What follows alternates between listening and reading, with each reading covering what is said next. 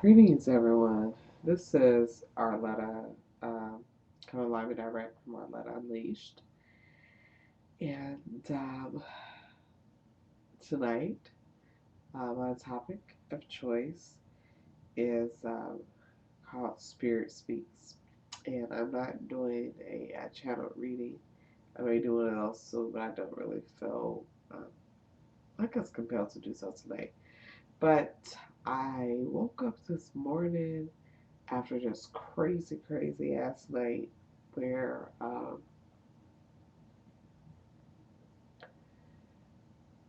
I couldn't sleep. I was tossing and turning. I was getting these messages from Spirit while I was trying to sleep and trying to do this release work all at the same time. And it was just not a great combination. So I woke up this morning and I was feeling crazy. It wasn't quite depression, but it wasn't real happy. It wasn't a good feeling at all.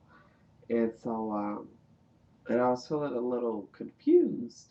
And what I've been noticing lately is that in the last couple of weeks, when I'm taking myself way too serious, which I sometimes have a habit of doing, believe it or not, when I'm trying to force things to happen to really kind of out of flow, or trying to apply logic to things that I just need to go and trust my heart and listen to my spirit on, uh, I have an allergic flare reaction and I get totally congested. I can't breathe. I can't function. I'm still slightly congested right now, but not all like I was earlier. And I'm like, okay, I hear you. I hear you.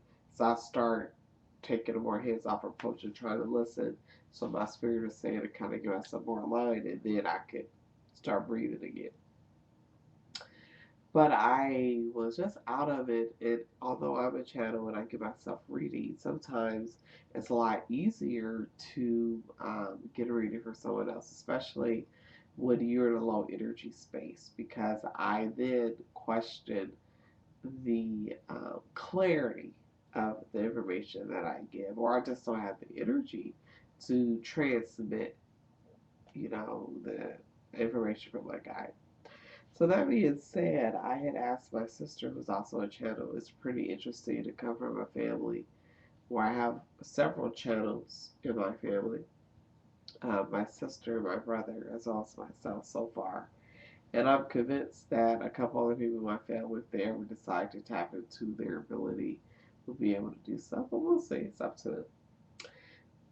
She gave me a reading, and I felt immediately better. And the information she gave was so on point, and I think that for all of you who are attracted to participating in this blog and going through your own Unleashedment process along with me, that this information is not just apropos for myself, but I think that it'll be some things in this reading that you may also find pertinent to your life and experience at this point uh, as well.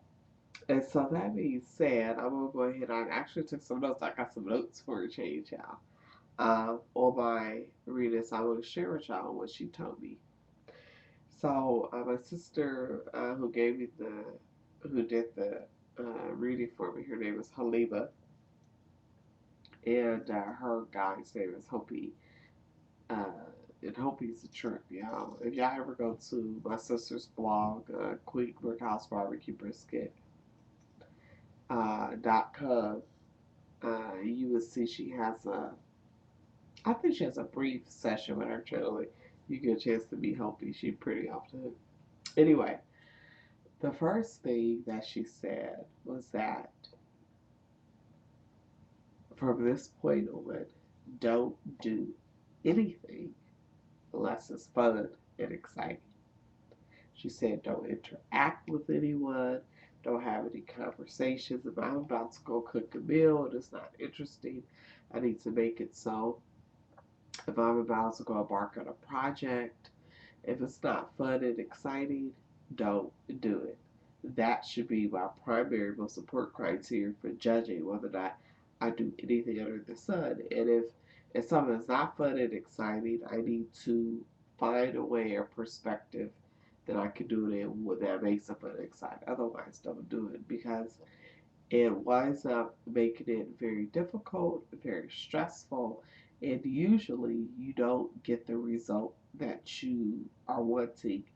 And energy is such now that it's more demanding of us that we really pay attention to, honor, and respect our spirit.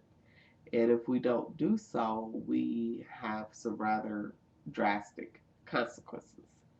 So I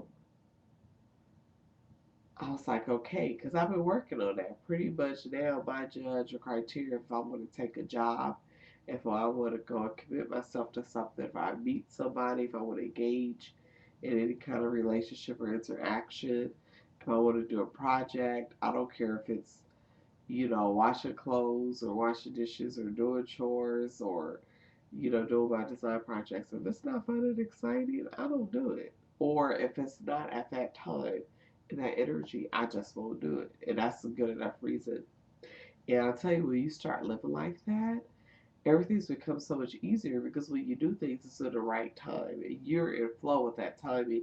And then it just works. And it works. And it works. The next thing, and this really resonated with my soul to the point where it brought tears to my eyes, and she reminded me that I was perfect. And that from a spirit perspective, that I am, not just me, but we all are. But more importantly, that all the choices, all the decisions, everything I've done to this point were perfect, and that I've never made any mistakes. Because from a spirit perspective, there is no such thing as mistakes. There's choices that you made, decisions past that you chose, etc. But all those, from a spirit perspective, quite deliberate, quite valuable, and were good. And so there's no such thing as a mistake. So she was like, don't ever look at anything that you've done up to this point as a mistake. And don't be afraid of committing any mistakes in the future. And don't judge and evaluate yourself and your experiences on mistakes. And don't try to avoid certain types of interactions based on the fear that you might go and replicate a mistake. There are no mistakes, y'all. That's what Spirit told me. And so I would have argued with that at one point. But right now, I receive it. I receive it. I receive it. And I was telling her one of the things about Unleashedment is getting in this balance with this masculine and feminine energy. And I was telling her some of my different experiences with different types of masculine energy that I've been interacting with. And she was like, that I still haven't fully acknowledged that I'm a whole and complete within myself. And that I'm a whole and complete, perfect balance and combination of a masculine and feminine energy in myself. And the reason why I haven't been attracting a balance of that as far as masculine energy from other masculine energy is because I haven't fully come to accept and acknowledge my masculine energy and fully come to an appreciation and love of it. It's like I've been picking and choosing and constantly setting these different types of boundaries and judging myself according to what I do that's appropriate, what I do is not appropriate as far as how I interact with my masculine energy. And she told me that I'm a extremely feminine, energetic person, and I have mastered the art of being. Now it's time for me to really move into the action, masculine, energetic mode of doing, and that's taking action, uh, going places, doing things, of movement, of making decisions, just really projecting myself outwardly into the external world and just doing the damn thing. So she was like, although I may have understood the fact that I'm not looking for someone else to complete me, in a way I was still searching for that in the qualities that I was seeking in the masculine energy I want to attract into my life. And she was like, until I fully appreciate